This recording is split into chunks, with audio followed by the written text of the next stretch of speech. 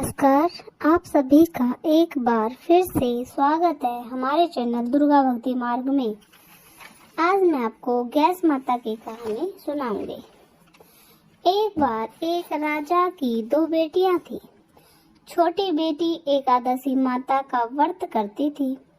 हर कोई छोटी बेटी की प्रशंसा करता था और बड़ी बहन छोटी बहन से ईर्ष्या करती थी। एक बार पड़ोसी राजा का बेटा बड़ी बेटी को देखने आया, लेकिन उसे बड़ी बेटी की जगह छोटी बेटी पसंद आ गई। राजा की बड़ी बेटी छोटी बेटी से और भी अधिक ईर्ष्या करने लगी। इस ईर्ष्या के चलते वह तरह तरह से चलते अपनी बहन को मारने की कोशिश किया करती थी। एक बार लड्डू में जहर मिलाकर अपनी छोटी बहन को मारने की कोशिश की। एक बार मटके में जहरीला सांप रखकर अपनी छोटी बहन को कमरे में रख देती है। एक बार अपनी छोटी बहन को कुएं पर पानी भरने के लिए ले जाती है और कुएं में धक्का दे देती है, पर हर बार गैस माता उसे बचा लेती है। क्यों? वह गैस माता की बहुत बड़ी भगत थी। बड़ी बहन बहुत परेशान हो गई। यह तो किसी भी तरह नहीं मरती। एक दिन वह अपनी छोटी बहन से बोली, मेरी प्यारी बहन, भगवान ने हम सबकी मृत्यु किसी न किसी तरह से लिखी हुई है, पर क्या तुम्हें पता है कि तुम्हारी मृत्यु कैसी होगी? छोटी बहन बोली, बहुत सीधी थी। बेचारी बोली, मेरे पालतू तोते के गले में जो हार है, मेरी जान उसमें अटकी हुई है। यदि कोई मेरे तोते को मार कर उसके गले में जो हार है उसको पहन ले तो मेरी मृत्यु हो जाएगी, और जब वह उस हार को उतार कर कहीं रख दे तो मैं जीवित हो जाऊंगी। उस रात छोटी बहन अपने पिता के पास गई और बोली, पिताजी, मुझे शक है यदि मैं मर जाऊं तो आप मुझे जलाने के बजाय मेरी लाश को हमेशा पुराने महल में एक खाट पर सुला देना। पिताजी बोला, मेरी प्यारी बेटी, तू ऐसा क्यों बोल रही हो?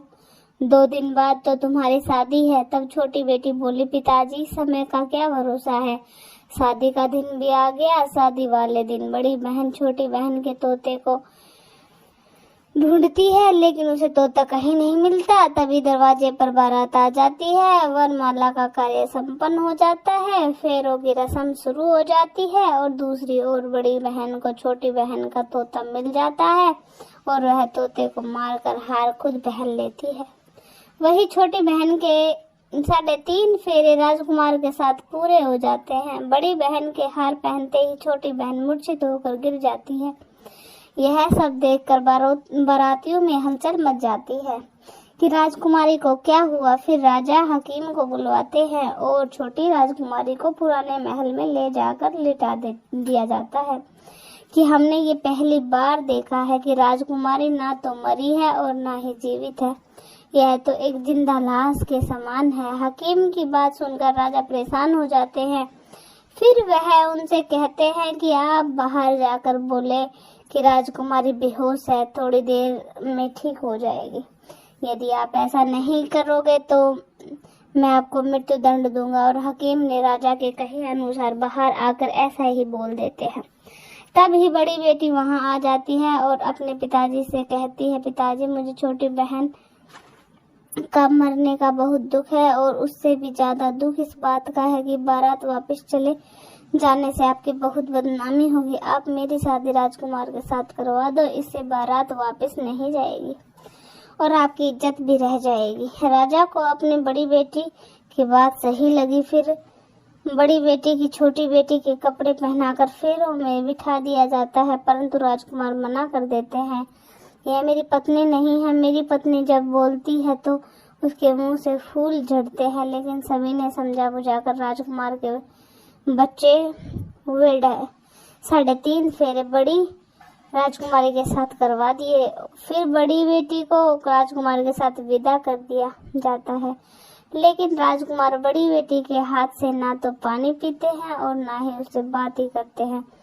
ना उसका बनाया हुआ खाना खाते हैं। राजकुमार मन ही मन में सोचते हैं कि मैं पता लगाकर ही रहूंगा कि मेरी पत्नी के साथ क्या हुआ है। एक दिन राजकुमार बड़े दुखी मन से घोड़े पर बैठकर जा रहे थे। घोड़ा वहीं जाकर रुका जहां राजकुमार की अधमरी लाश को रखा गया था। राजकुमार ने घोड़े को आगे चलाने की बहुत कोशिश की, लेकिन घोड़ा चलने का नाम ही नहीं ले रहा था। फिर राजकुमार ने सोचा, घोड़ा यहाँ क्यों रुक गया है?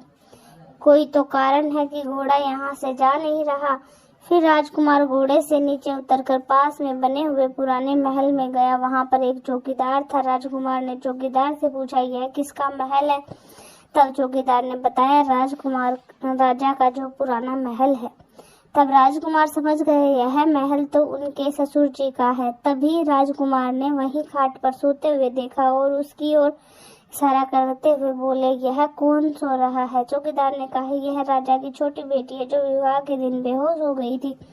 तब राजकुमार बोला, यह तो मेरी पत्नी है जिसके साथ मेरे 3.5 फेरे लिए थे। तब राजकुमार ने चौकीदार से कहा, मेरे यहाँ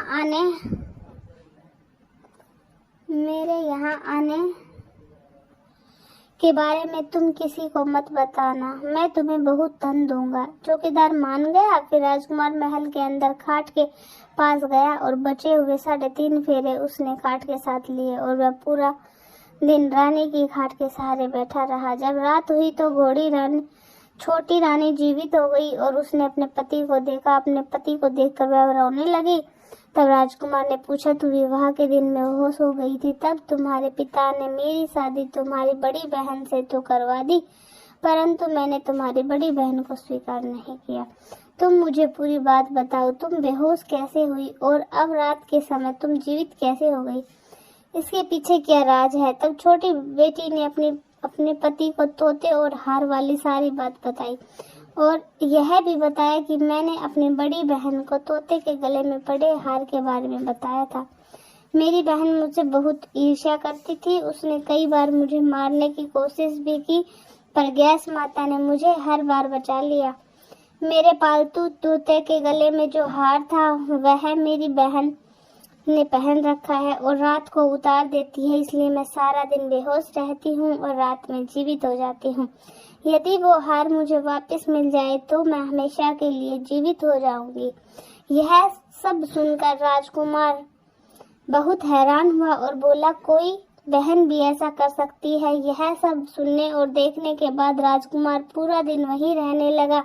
बड़ी रानी दासियों को भेजकर पता लगाने को कहा। आजकल राजकुमार दिन रात कहाँ रहते हैं, परंतु किसी को कुछ न पता चला। और उधर छोटी रानी गर्भवती हो गई। एक दिन छोटी रानी ने राजकुमार से कहा, मुझे चाहे बेटा हो या बेटी हो, वह रात में ही हो, दिन में तो मैं बेहोश रहती हूँ। एक दिन राजकुमार को किसी काम से बाहर जाना पड़ा। उसी दिन राजकुमारी को प्रसव पीड़ा हो गई। उसने गैस माता को याद किया। तब स्वयं गैस माता ने आकर उसका प्रसव किया। राजकुमारी ने एक सुंदर पुत्र को जन्म दिया। तभी वहां राजकुमार आ गए। राजकुमार ने भी गैस माता के दर्शन किया। गैस माता बोली, यह मेरी परम भक्त है, तुम इसका सदा ख्याल रखना और जब तुम्हारा पुत्र 5 वर्ष का हो जाए तो इसका हार इसे अलाकर पहना देना।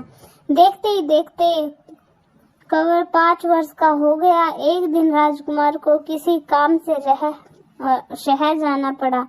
जाते हुए अपने कुंवर से कहा, पुत्र अपनी माँ की खाट के पास ही रहना, मैं जल्दी काम निपटा कर आता हूँ। बड़ी रानी की दासियों ने राजकुमार को पुराने महल में निकलते हुए देख लिया। उन्होंने फिर कुंवर को वहां से उठवा लिया और फिर कुंवर के 2 टुकड़े कर दिए। एक टुकड़ा उन्होंने चक्की के नीचे और दूसरा टुकड़ा अपने पलंग के नीचे रख लिया।